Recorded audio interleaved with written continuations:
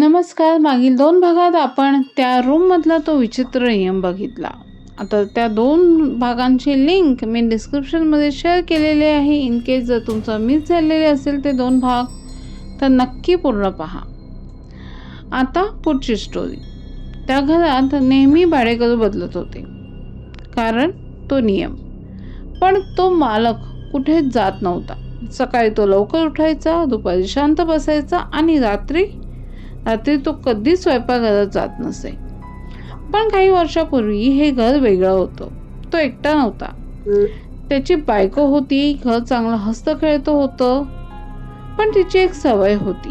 ती रात्री जेवण झाल्यावर कधीच भांडे ठेवून झोपायची नाही. सकाळी घर सगळं स्वच्छ असलं पाहिजे असं नेहमी ती म्हणायची. एक रात्री जेव्हा तो उशिरा घरी आला तेव्हा त्याने पाहिलं की घरात पूर्ण अंधार होता. स्वयंपाकघरात जेवण तसंच होतं, भांडी ठेवलेली तशीच होती. तिने पहिल्यांदाच तिचा नियम मोडला होता, कारण ती आता या जगात नव्हती.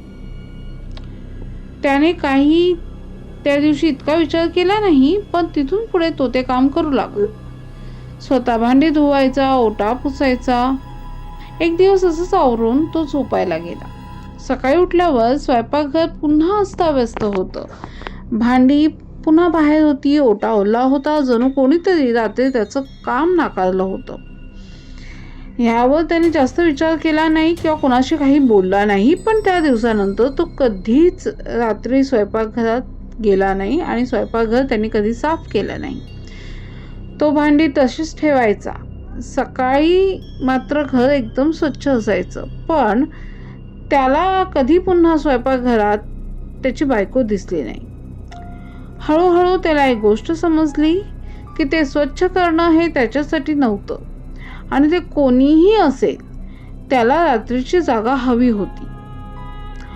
पहिला भाडेकरू आला. त्यांनी भांडी धुतली. तेव्हा त्याने नोटीस केलं की सकाळी सगळं घर बदललेलं होतं.